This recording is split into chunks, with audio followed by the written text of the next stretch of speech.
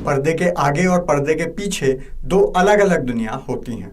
पर्दे के आगे हम साथ साथ हैं फिल्म में सलमान चचा राजस्थान जाते हैं और गरीब बुढ़िया पर दया करके उसे नोटों की गड्डी दे देते हैं, लेकिन पर्दे के पीछे वो राजस्थान में काला हिरन मारकर उस गरीब बुढ़िया के बच्चों पर फुटपाथ पर गाड़ी चढ़ा देते हैं। ऐसे ही इंटरनेट के पर्दे के आगे मसीहा सोनू सूद लोगों को दवाएं और बिस्तर दिलवा रहे हैं, लेकिन पर्दे के पीछे मदद घोटाला चल रहा है।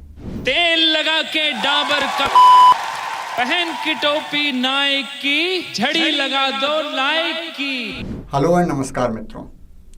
कल के एपिसोड में हमने देखा कि किस तरह राधे फिल्म की 100 करोड़ की कमाई का पंचर हो गया और फिल्म असल में घाटे का सौदा निकली।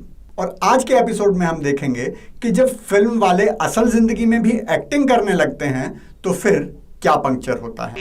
पिछले साल अक्टूबर में बाबा ने आपको बताया था सोनू सूद मदद घोटाले के बारे में।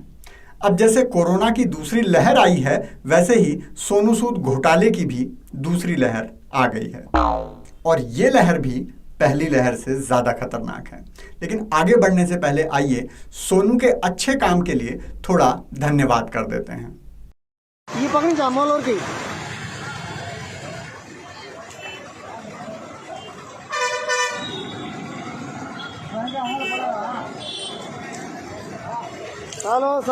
आंध्र प्रदेश से आई इस वीडियो पर लोग नाराज हो रहे हैं, लेकिन मुझे इस वीडियो से ज्यादा परेशानी है इस पर सोनू सूद की प्रतिक्रिया से। लोगों को ऐसा करने से मना करने के बजाय वो इन लोगों का धन्यवाद कर रहे हैं। मास्क हटाकर ये लोग दूध बहा रहे हैं। इनको ये कहने की बजाय कि ये बेवकूफ़ी करने की जगह किसी की मदद करो। अब तक बहुत से अंध विरोधी ये कमेंट लिख चुके होंगे कि वो कम से कम कुछ तो कर रहा है, तूने क्या किया है, या फिर ये कि कमियां ढूंढने की बजाय उसके अच्छे कामों की तारीफ करनी चाहिए। देखो, अच्छे काम की तारीफ तो होगी और सोनू ने जो भी अच्छा काम किया है उसके लिए वो बधाई के पात्र हैं। उसके लिए उन्हें पुण्य भी मिलेगा और सम्मान भी। लेकिन अच्छा काम हो रहा है तो झूठ और फरेब का सहारा लेने की जरूरत क्यों पड़ती है, उसकी भी जानकारी सबको होनी चाहिए। 15 मई को सोनू ने अपने सैकड़ों मदद करने वाले ट्वीट की तरह एक ट्वीट किया। ओडिशा के बहरामपुर में गंजम सिटी हॉस्पिटल में एक बीमार व्यक्ति जिसे सब प्रयास करने पर भी बिस्तर नहीं मिल रहा था, उसे सोनू ने हॉस्पिटल में एक बेड दिलवा दिया। प्रदीप बहेरा नाम के इस व्यक्ति ने 14 मई दोपहर 1:30 बजे सोनू सूद को टैग किया और 15 मई की सुबह गंजम के जिलाधिकारी की ओर से यह बयान आता है कि हमें ना तो सोनू सूद की ओर से और ना ही उनकी सूद फाउंडेशन की ओर से ऐसा कोई निवेदन प्राप्त हुआ है। जो मरीज है वो घर पर ही है और उसे बिस्तर की जरूरत भी नहीं है। ये बयान आने पर प्रदीप नाम से की गई वो रिक्वेस्ट डिलीट हो जाती है। ऐसे में सोनू सूद की तरफ से व्हाट्सएप चैट शेयर की जाती है जिसमें सोनू सूद के लोग मरीज से बात करके उसे बता रहे हैं कि जिस हॉस्पिटल में उसे बेड चाहिए उसी हॉस्पिटल में प्रबंध हो गया है। साथ में सोनू जिलाधिकारी को लिखते हैं कि हमने ये नहीं कहा कि हमने आपसे संपर्क किया, हमने ये कहा कि बिस्तर का प्रबंध करवा दिया। जिलाधिकारी ने वापस कहा कि हमारी टीम लगी हुई है जो 24 घंटे बेड फैसिलिटीज पर काम कर रही है। हम तो ये देखना चाहते हैं कि मरीज को बिस्तर क्यों नहीं मिला था। जिस पर जाहिर है सोनू ने कोई जवाब नहीं दिया। और प्रश्न यही है कि आम जनता को जिस अस्पताल में बेड नहीं मिल रहा उसमें सोनू सूद को कैसे मिल रहा है। क्या ये वैसा ही नहीं है कि स्कूल में बच्चे को एडमिशन तो नहीं मिलता लेकिन नेताजी की सिफारिश हो तो मिल जाता है। क्या इससे भ्रष्टाचार का जन्म नहीं होता? बिल्कुल, गलती इसमें सोनू की नहीं अस्पताल की है। जब सोनू के लिए बिस्तर उपलब्ध था तो जनता के सीधे जाने पर उनको क्यों नहीं था? क्या कोई कालाबाजारी थी? अब याद कीजिए कांग्रेस की टूल किट जिस पर हमने परसों बात की थी। उसमें साफ लिखा था कि अपने पहचान के अस्पतालों में कुछ बेड रोक कर रखे जाएं और जब हम कहें तभी उन्हें लोगों को दिया जाए। कांग्रेस के लिए पंजाब में प्रचार कर चुके सोनू ने भी शायद कांग्रेस की वो टूल किट पढ़ रखी थी। ऐसा ही मामला आया बेंगलुरु के श्रेयस हॉस्पिटल से। वहां अचानक ऑक्सीजन खत्म होने की कगार पर आ गई और उन्होंने सब जगह संदेश पहुंचाया। पुलिस, हॉस्पिटल प्रशासन के साथ मिलकर ऑक्सीजन का प्रबंध किया गया जिससे 30 मरीजों की जान बचाई जा सकी। इस पर हॉस्पिटल ने एक प्रशंसा पत्र लिखा जिसे बेंगलुरु के पुलिस कमिश्नर ने शेयर किया और मीडिया वालों ने भी खूब चलाया। इस पत्र में सोनू सूद और पुलिस का धन्यवाद किया गया था और बताया गया था उस रात क्या हुआ।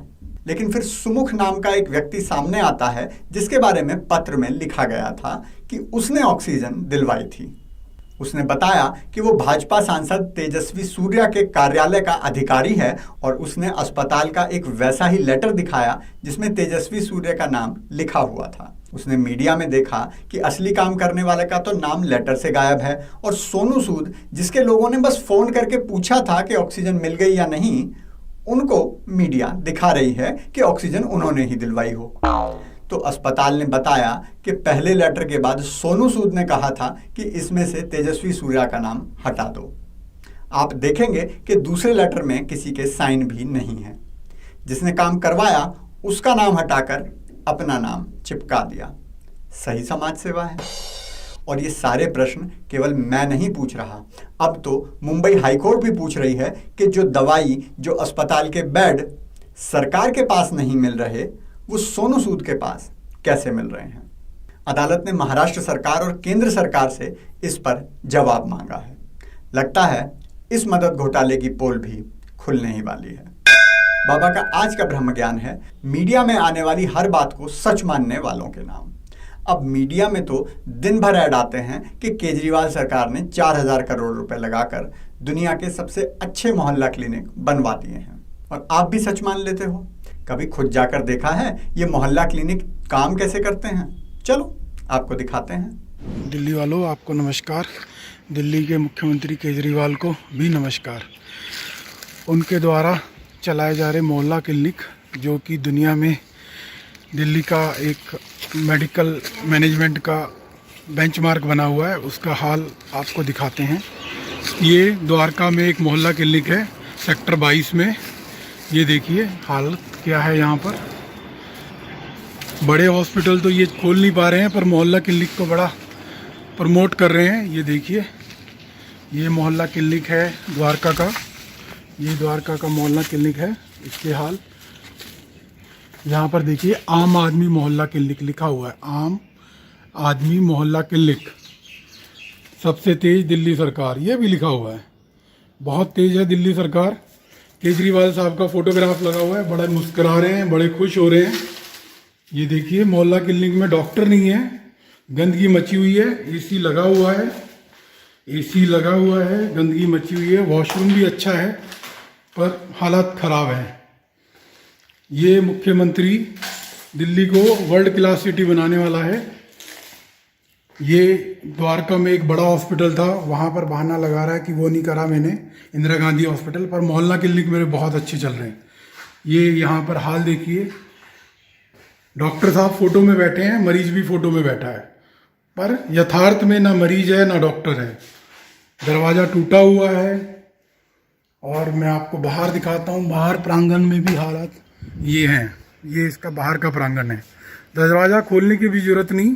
केजरीवाल जी नमस्कार जरूर कर रहे हैं, बहुत अच्छे से मुस्कुरा के नमस्कार कर रहे हैं। अगर आप भी मदद के नाम पर घोटाला बंद करवाना चाहते हैं तो कृपया लाइक, शेयर, कमेंट और सब्सक्राइब जरूर करें, क्योंकि खुशियां बांटने से बढ़ती हैं।